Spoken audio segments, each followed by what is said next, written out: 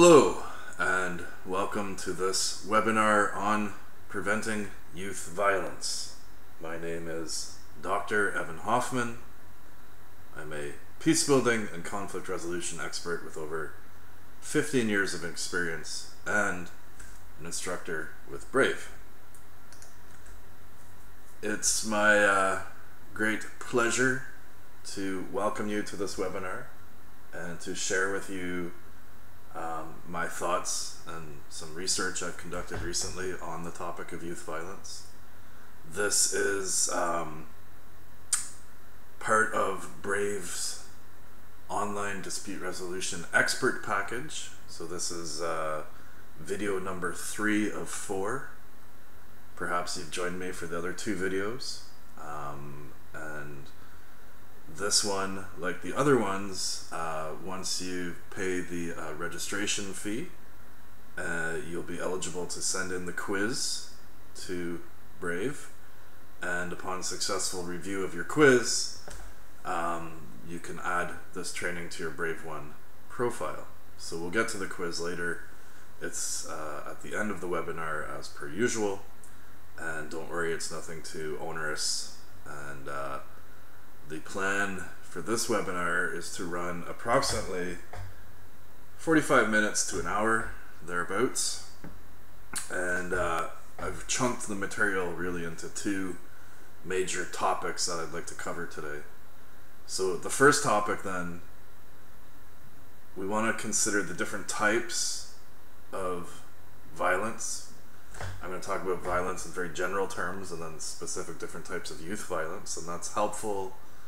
For some, they may consider that to be splitting hairs, but I believe it's helpful to be very precise with our definitions, so that when we are coming up with plans to intervene, we know exactly what type of violence we're dealing with.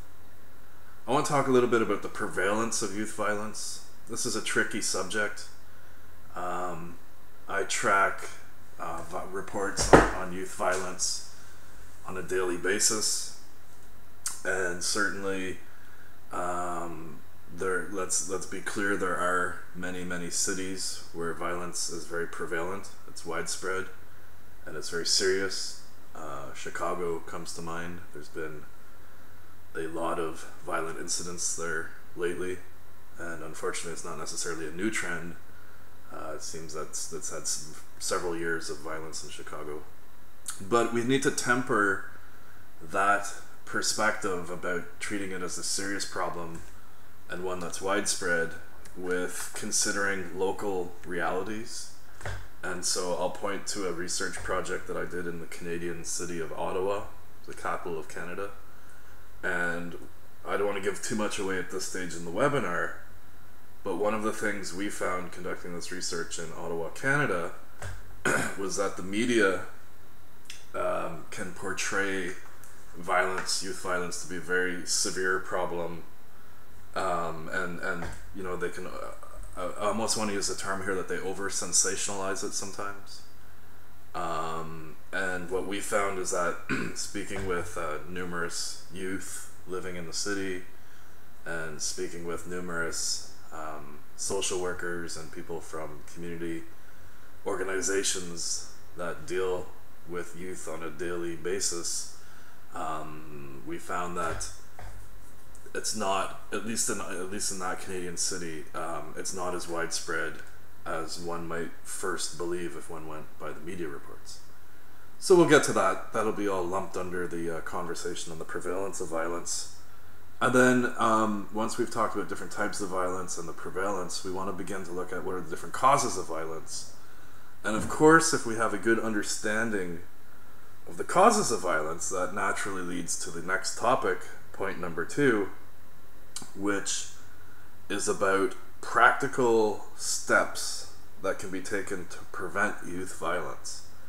So if you join me for my last webinar on peace leadership skills, you may recall that I shared a number of peace building tools, and I said peace leaders are familiar with the wide range of tools at their disposal, and they know how to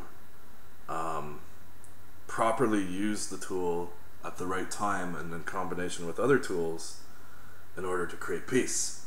And so that same thinking will be echoed in this webinar, where I'll present a number of very, very specific tools that can be used to prevent youth violence, things that could be used, you know, tomorrow morning or later this afternoon, that could be put into practice right away. And we'll talk about how one can actually go about preventing youth violence. So, the next slide here says, violence is the enemy, and the enemy is everywhere.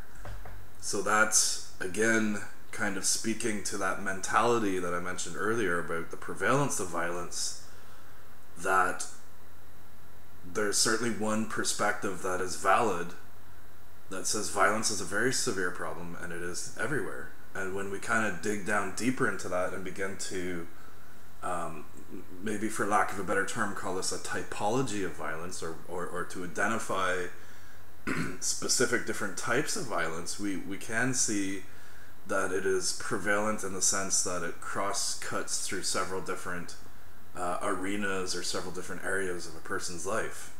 So certainly we can have domestic violence, and that's one type of violence.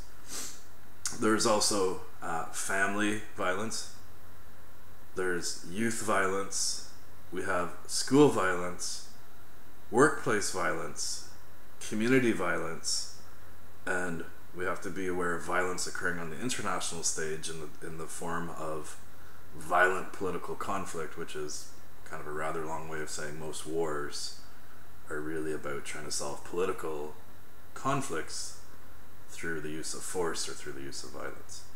So again, just to help orient you, we are not necessarily looking here at family violence per se, or violence happening in the wider community per se, but we want to micro in on this idea of youth violence. And so what precisely do we mean by youth violence?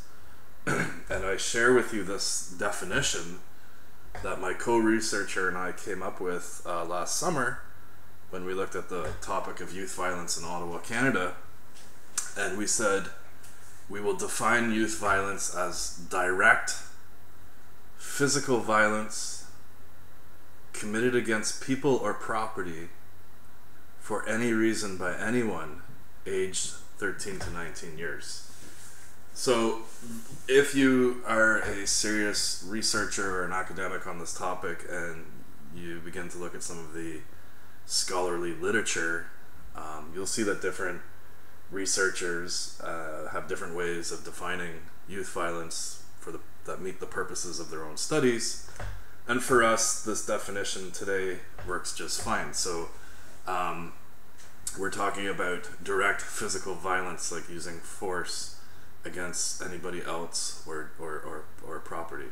So that is, while we recognize the importance of online bullying and other forms of youth violence, they're outside the scope of this webinar as they require different types of interventions. So just to be clear then, I'm not going to be talking about school bullying, online bullying, even though those are important topics, but really we're talking about committing a violent act. So the cycle of violence, there's a famous saying that violence begets further violence. In other words, violence can spread rapidly. We sometimes see this with gang situations, where if there's been a shooting against one gang, that leads to further violence as a retaliation occurs. So violence begets violence. This idea is not a new one. If you join me for my webinar on peace leadership, I spoke about Gandhi, who was the Indian peace leader from India, and we mentioned that he championed and he pioneered non-violent actions such as boycotts and whatnot. And one of the reasons that he chose to do that and to develop those techniques and to use those techniques was that there's a famous quote attributed to him where he says, "An eye for an eye leaves everyone blind." So he recognized in his wisdom that if someone inflicts violence towards us, if we retaliate with further violence, it doesn't really fix the problem, and indeed things can further escalate and spiral out of control, and what we end up having is this cycle of violence where the violence repeats itself.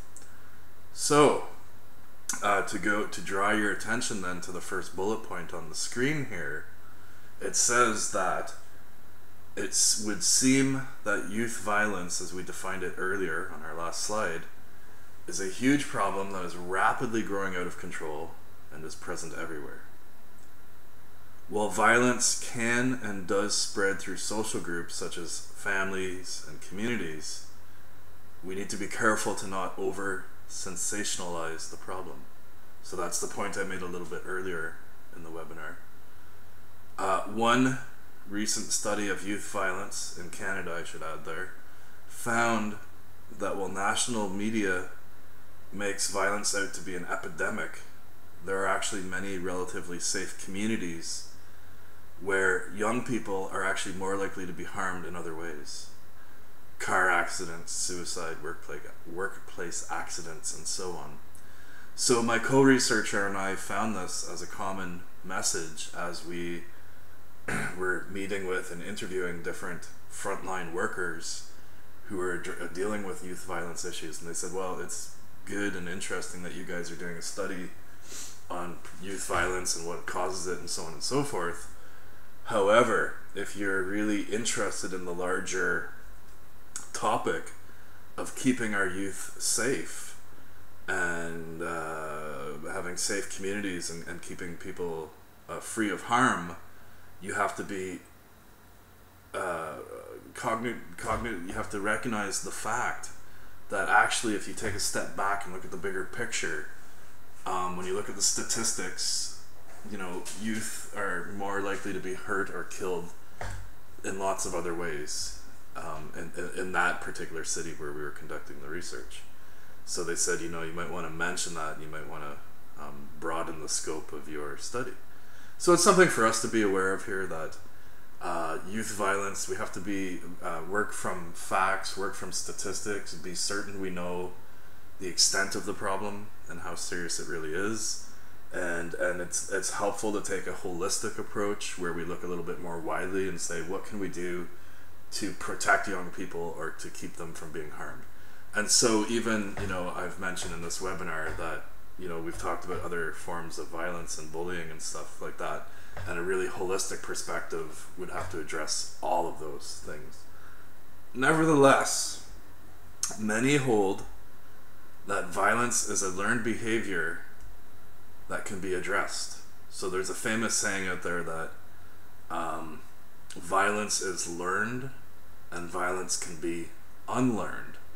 And one of the major classic studies that seems to reinforce that perspective, it's when some researchers were brought children into a room with a punching doll. It's called the Bobo doll, and it's like a big doll that you could punch. And in some cases, the children observed adults punching this doll and then leaving the room. And for the children that observed the adults treating the doll in that behavior, those children were more likely to repeat that violent behavior to the doll themselves when the adult left the room. And the flip side of that is that sometimes the adults would be in the room with the doll and the child, and they wouldn't be violent or aggressive towards it, and then when they would leave the room, the child would not be aggressive as well. So the researchers concluded that social learning, copying role models, copying adult behavior is a huge determinant in causing violence. And that, you know, so demonstrating nonviolence can be effective in preventing violence from occurring. So in other words, living in a nonviolent world is a real possibility if we can take appropriate actions to prevent and reduce youth violence. In other words, what I'm trying to say here is that, you know, if you joined me for my Peace Leader webinar, I talked about peace leaders providing hope and inspiration to others. And sometimes people see a problem like violence and they throw their hands up in the air and they say, well, look, this is too big of a problem. There's nothing I can do about it. And if you want to give people hope, you can say, well, no, this is a serious problem. People get hurt, people get killed. However, if we're realistic about what can be done, we have to recognize that we don't have to live with the violence. If we can convince people to take different actions or behave differently or treat each other differently, then a nonviolent community, a nonviolent world is a real possibility. So the next slide is titled Causes of Violence, and I've kind of already alluded to some of this in my last slide where I talked about social learning theory and the idea that little children are a lot like sponges in some ways, and they soak up and take cues from adults and role models and other people around them. So clearly, if we are to prevent and reduce youth violence, we must understand what causes it. So when we look at the causes of violence, there's an important distinction that we can make between what we might call the root causes versus the proximate causes.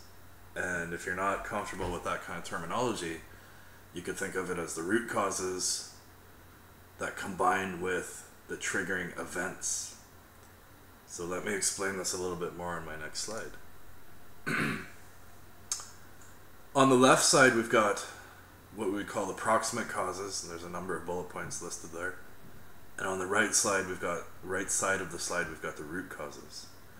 So the root causes are deep causes that are deeply embedded either within people or within social structures and systems and patterns of behavior and cultures. So that's why they're the root. They are therefore harder to address, and hopefully that'll become evident when we look at the list of these behaviors or these causes. And proximate causes, what happens is they combine with root causes, and again, keeping in mind that the proximate causes are also considered triggers. It's like if someone has the root causes present and then a triggering cause also becomes present, then the chances of violence will increase. So let's take a look at each of these lists. So root causes are deeply embedded ones. Weak parent-child attachment, the overall family environment, parenting behavior, which I should put in brackets behind that, is often passed down generationally, so that the way I parent my children is based on how I was treated by my own parents. So there's a generational aspect to that.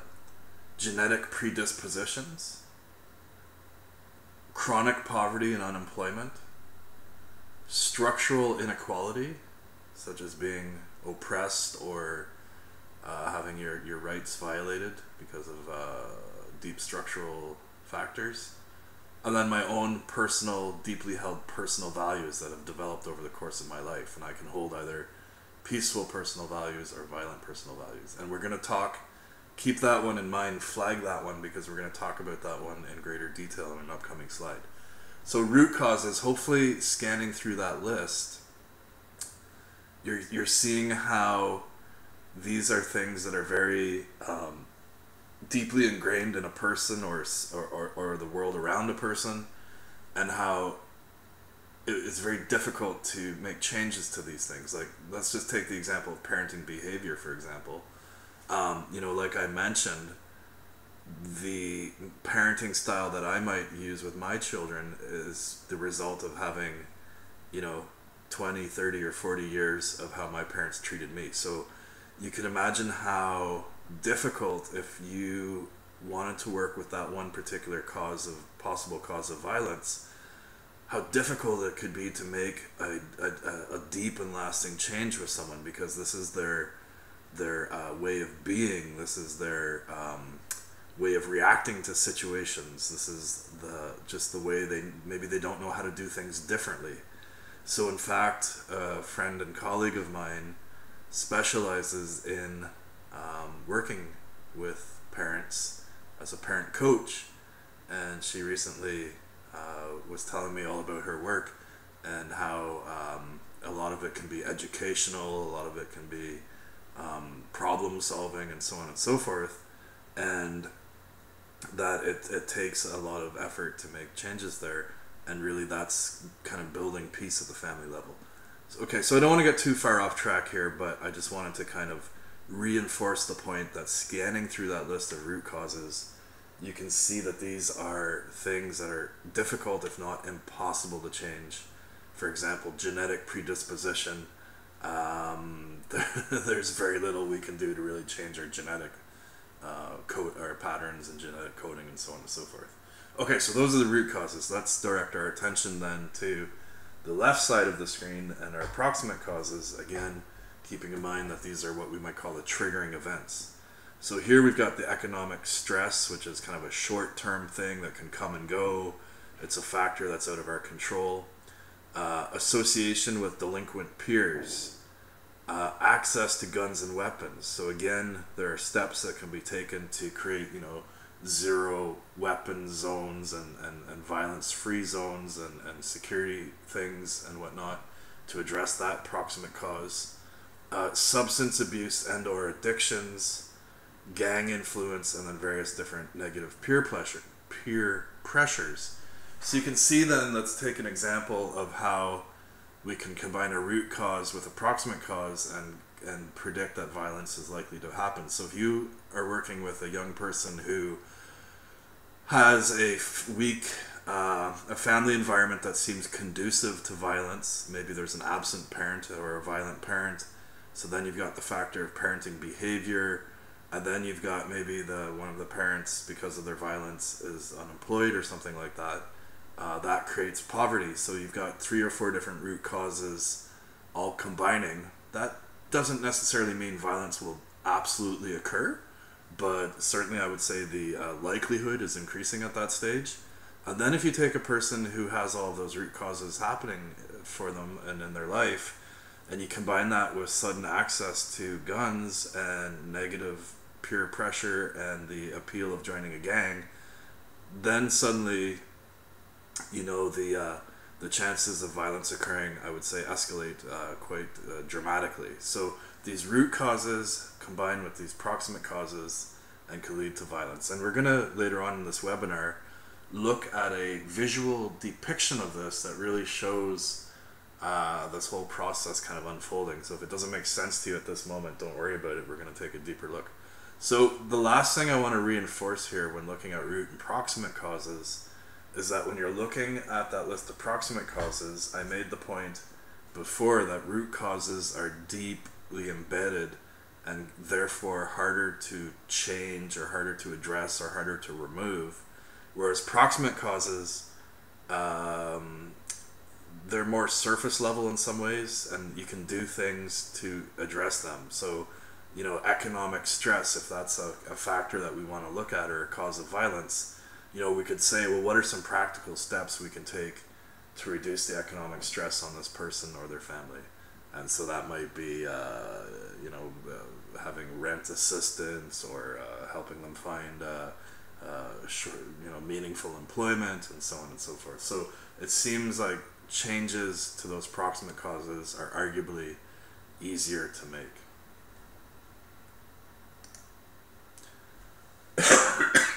Okay, so on that last list of root and proximate causes, one of the things I said was that someone's deeply held values can be considered a possible root cause of violence.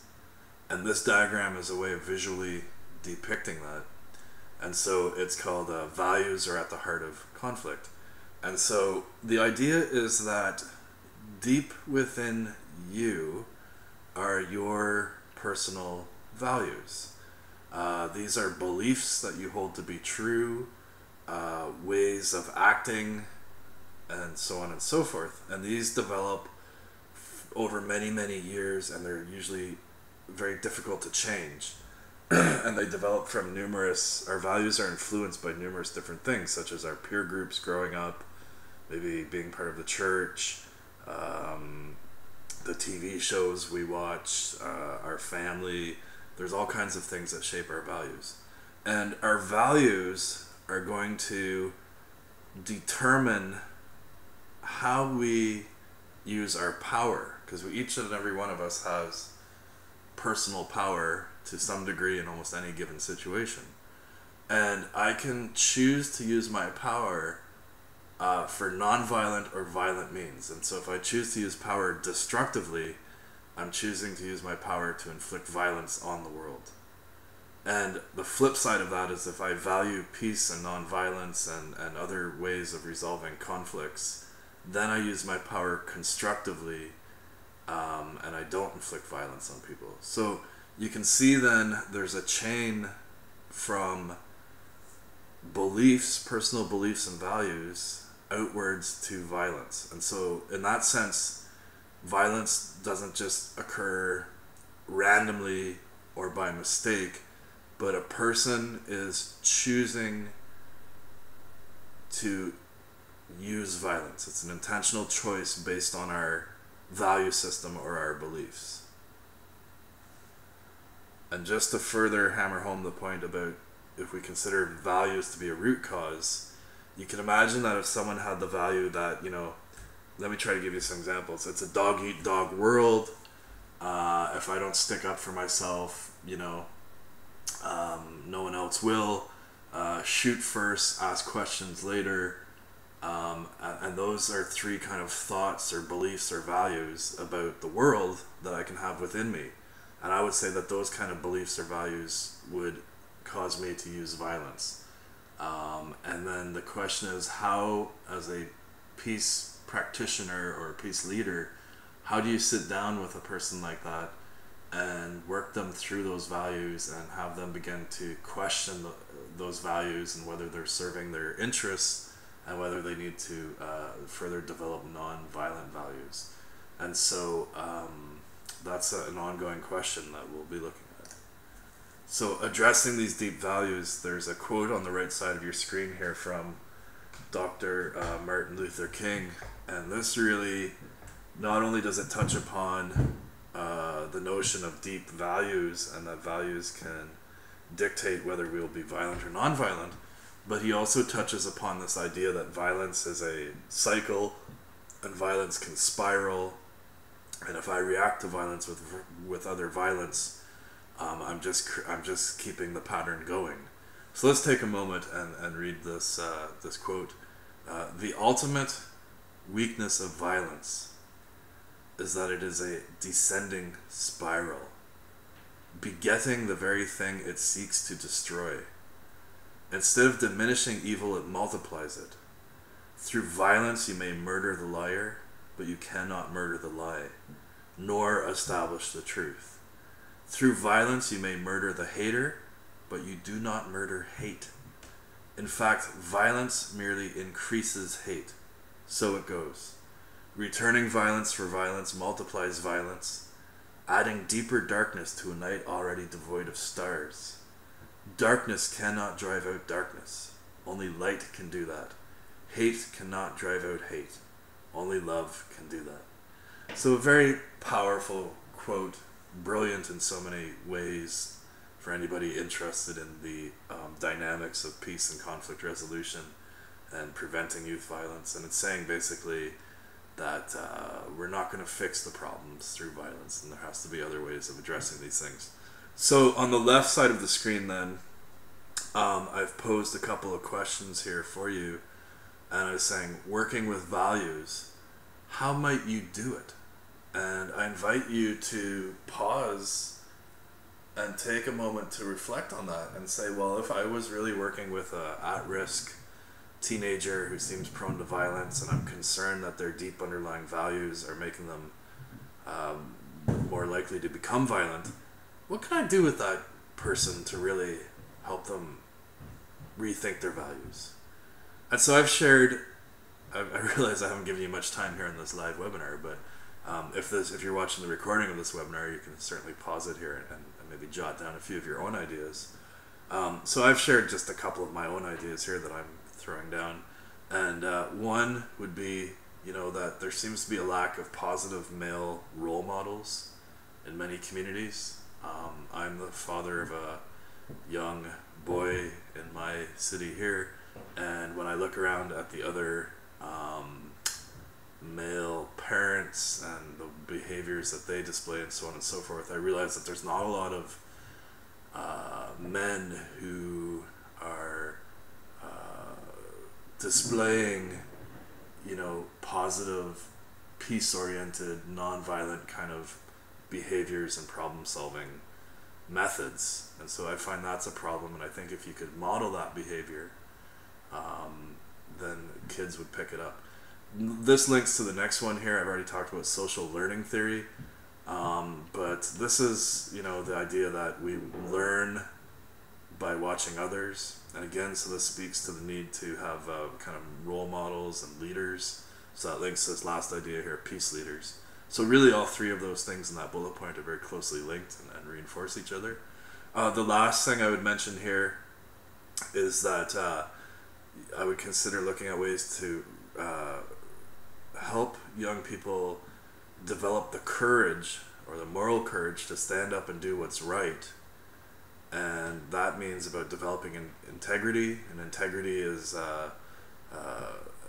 walking the walk and talking the talk. And knowing that if something's wrong, I'm not going to do it, and having a moral compass to guide oneself. And I believe that for young people who are still in formative years, and they're trying to develop that moral compass, and they're confused, and they don't have positive leaders to look up to help guide them, that what happens then is that the peer pressure can come into play at that stage, and they can be influenced either negative or positive behaviors through peer groups. And so if we're concerned about negative peer pressure, which was listed as one of the proximate causes on the previous slide, well then you say, how can we address that? You say, well, we need to find ways for young people to maybe become more self-assertive. So assertiveness training might come into play there. So this question of deep values and how do we address it is very complicated, and there's really no easy solution, but there's lots of different things that can be tried out. Okay, so this next slide I want to share with you here is from the Center for the Prevention of Radicalization Leading to Violence.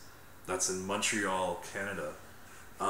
This is a groundbreaking center in that it is definitely one of the first in Canada, if not the entire world. It's one of the few that exist in the world, actually, where the researchers and people working at the center are concerned about young people becoming radicalized through different ideologies to undertake violence. In other words, there's different terminologies here, and I don't want to scare you away, but they're talking about basically people who are becoming extremists, or what we might call in some other circles terrorists, and they might be domestic terrorists, thinking about causing harm at home in their own country, or they may be inclined to fly off to Syria or Middle East or somewhere else to assist ISIS and other terrorist groups. So this chart here is one of the most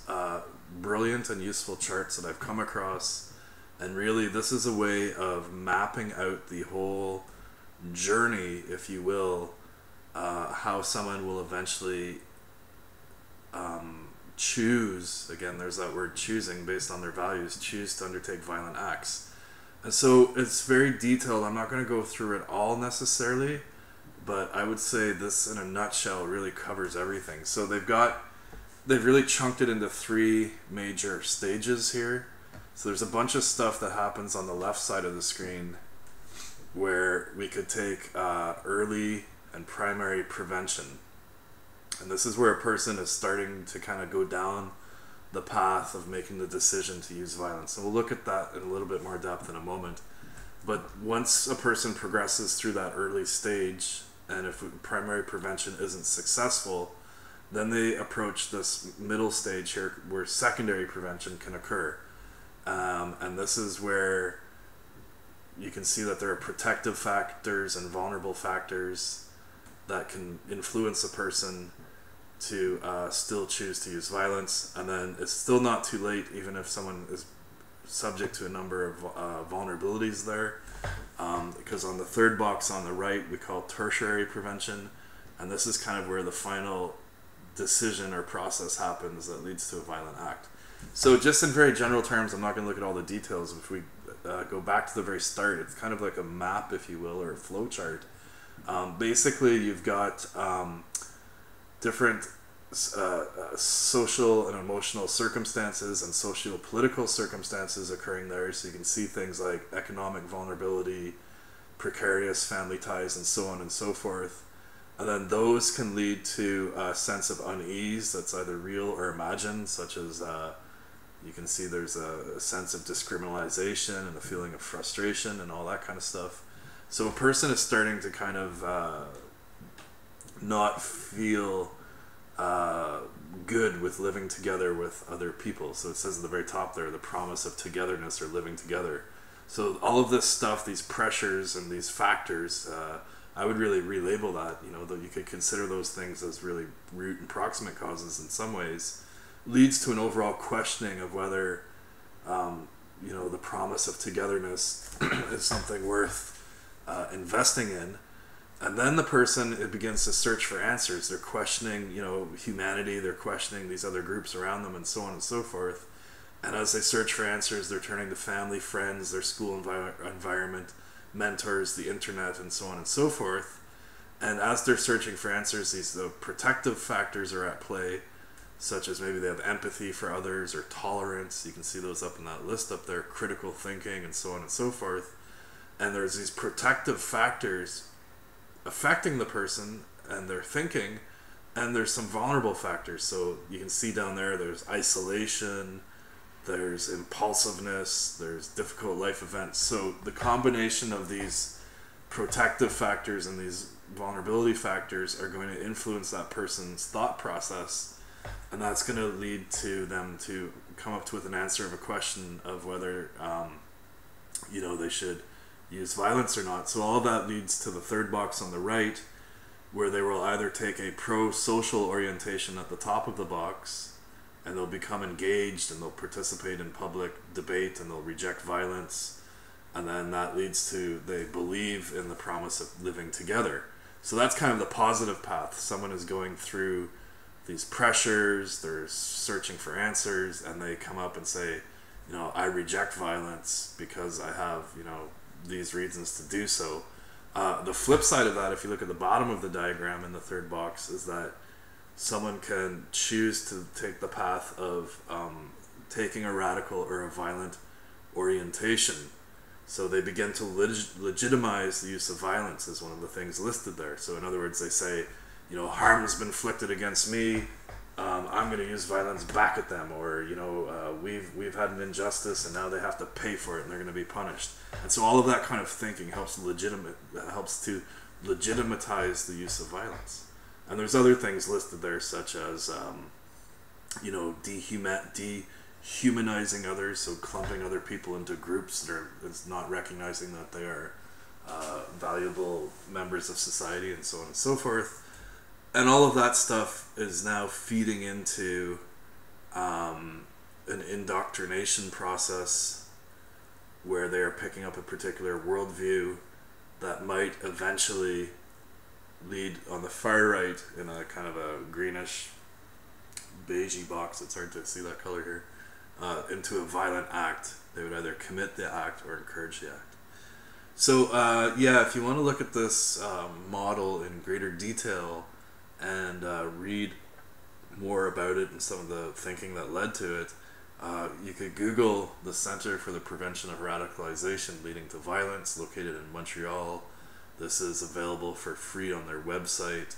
And just to echo what I said before, this for me is a very simple yet comprehensive visual mapping of how a person experiencing different root and proximate causes towards violence can either choose the path of becoming violent or choose the path of nonviolence based on the different protective factors and vulnerability factors that they're experiencing. And so just the very last thought then on this slide before I switch to the next slide is that, again, if we're talking about, well, two thoughts. The focus of this webinar is on preventing youth violence. So it's important to keep in mind then that according to this visual depiction of violence, even right immediately before the violent act occurs, you can still take tertiary prevention. So we can be thinking of prevention happening really, really early on or at different stages. And then the second thing I would note about this diagram is that not only can we be saying that prevention can occur at different stages as a person is moving towards violence or undertaking a violence act or encouraging others to take a violence act, but the diagram is really helpful because we can identify a number of actions we can take to help a person take the path towards a pro-social orientation where they reject the notion of violence. So if I was working with a young person who came to me or was referred to me or whatnot, and they were at high risk for possibly becoming violent, one of the things I would do is I would look at those protective factors and I would look at those vulnerability factors.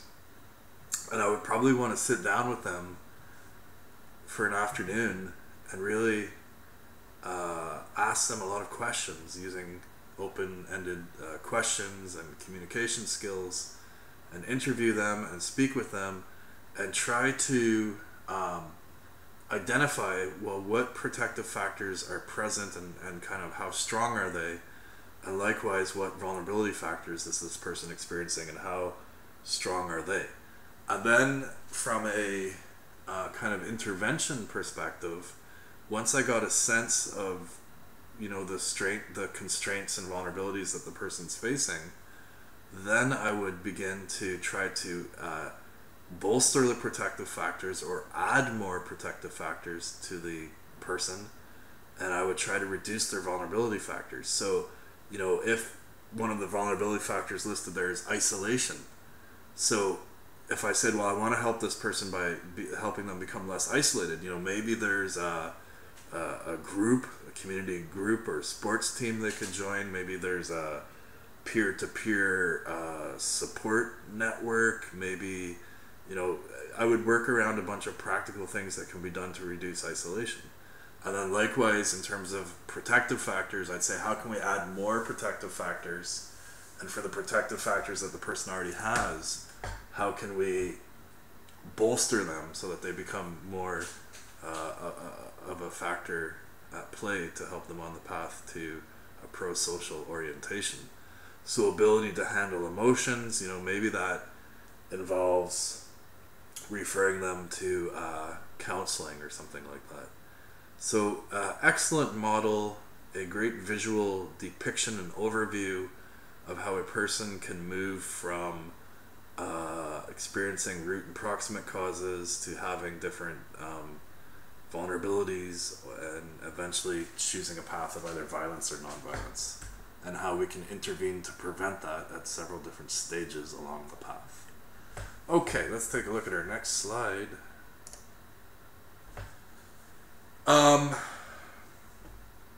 I would argue, based looking at that last slide in particular, I already talked about, that you could refer a young person to a counselor. You could get them to reduce social isolation by getting them involved in sports teams and different peer support groups and so on and so forth. So I would say all of that really supports the notion that everyone is part of the solution to youth violence. So there's a quote here, and this is from our study that we did in Ottawa, Canada last summer. It says, because the root causes of youth violence cut across numerous sectors, geographic boundaries, and occur at different levels such as the individual, the family, and the community, the solutions also need to be cross-sectoral and work towards addressing these various root causes of violence at different levels. In other words, hopefully you're familiar with the term holistic, but you have to take a broad, holistic perspective that sees the bigger system and the bigger picture, and you have to work in a very holistic manner, utilizing a number of different professionals with different kind of backgrounds and experiences. So, we asked the people that we were researching what would actually work to prevent youth violence, and so we broke our respondents into two age groups: some younger kids and then some older kids. And for the kids that were aged 13 to 15 years old, here's what they came up with. Here are the things that we heard over and over again. More adult supervision, additional access to other activities and services which bring the youth outside of their immediate community, continued assistance from the city and other local agencies, increased police presence to help youth, which is actually kind of interesting because you get this idea that in some communities the police are distrusted and maybe not seen as always a positive factor, but for younger kids aged 13 to 15, at least in this community that we were conducting the research in, they saw the police as a positive, intervening, kind of stable factor. So they were saying we need more police presence. That kind of links to the next thing here: increased security measures in various different forms, such as more police patrols and cameras, and then increased support for different clubs, activities, and various youth resources, which fits in perfectly with what I was saying earlier about referring a young person to help counter the social isolation, try to get them into clubs and activities. And obviously those things have to exist first in the community before you can refer young people to them. So that kind of all points to a funding issue, really. So let's look at what the older kids thought. So the other group of kids we looked at were aged 16 to 21 actually. So these youth wanted to see increased access to recreational spaces and sports equipment, increased and continuing services to youth, increased community involvement. So they were hungry and looking for opportunities to be meaningfully engaged in the community in which they lived in, increased activities. So I would say the last two things really feed into the next one, which is about battling boredom. So how do we keep youth busy and engaged? And lastly, provide continued awareness and advocacy for youth community programming. So they don't want to see the programs that do exist, they don't want to see them lose their funding or not used, and so on and so forth. So very interesting research study. And then we looked for any key themes that were common across both groups of respondents, and a number of key themes were highlighted across both respondent groups. Notably, both groups responded that increasing activities for youth and facilitating community resource access are top priorities. So in other words, I kind of already hinted to this on the last slide, securing adequate funding for anti-violence programs is essential. So just to kind of embellish that point a wee little bit, one of the things we found is that there are young people who are positive and have great ideas and want to make a difference in their community and want to help their peers and all that kind of stuff. They are really natural born peace leaders in that regard. And that there are lots of well-meaning adults and social workers and parents and stuff like that, and that there are people with great ideas and they've got ideas for new programs and so on and so forth, but all of that stuff isn't actualized, or it can't come into being, or it can't occur unless we have funding. So in some ways, really, funding becomes an essential element of preventing youth violence. And I should note, I'm going to give a shout out here to the groups that we interviewed. They were doing some amazing work in the community, often on a shoestring budget. I mean, they didn't have a lot of funds for some of the programs that they were doing, but these were people that believed in it, and they were on a personal mission, and they put a lot of sacrifice into the programs and work they did. Okay, so I alluded to this earlier. We've talked about it when we looked at the chart with the path to leading to violence. But we can begin to build here on this slide a number of very specific tools, solutions, and interventions. And I've certainly alluded to a few of these already, but let's take a moment to look at these. So, parent coaching, support, and education, peer support programs, peer mediation programs, employment programs and economic opportunities, in other words, job creation. A side note on that, I recently saw a news article where there was a major city, I don't remember which one now, said that one of the reasons young people were turning to dealing drugs was, of course, because of the money involved in doing that, and that to counter that, they were looking to set up meaningful ways for young people to make money in their communities. So there's a whole lot of interesting and creative stuff that could be done around job creation programs. Community policing, I've talked about that in a previous webinar. Donor assistance for youth programs, we just talked about that on our last slide. Substance abuse counseling, accessible education, youth drop-in centers where there's structure and positive role models and a safe space and so on and so forth. It alleviates some of the boredom that was mentioned from that research study. Youth sports and recreation programs. Recognizing and supporting peace leaders, I would say, be they adults or young peace leaders in particular. Anything to assist with trust building between different groups in the communities. Promoting nonviolence through media campaigns, rallies, marches, and so on. Creating zero violence zones and weapons-free zones. Unarmed civilian peacekeeping, which is an interesting idea. And then increasing security measures. So we saw that in the research results where the young people themselves were saying various different security measures should be increased to help curb youth violence. So certainly, again, there's no shortage of different tools and solutions and things that can be formed into an intervention that meets the exact context that you're working in. But again, none of this stuff can happen without some kind of money to make it happen. So again, it all points to the funding issue, I would say. So to conclude, youth violence is a very complex topic, but it can be addressed using a variety of tools, interventions, and solutions, customized to the unique root and proximate causes of the particular context or the situation in which we are working. So that's it. I mean, if you had to sum up the whole webinar in one big thought or one sentence, that would be it right there. So yeah, I mentioned earlier, this is one webinar in a series of 3. If you like this one, don't forget to sign up for the other 3.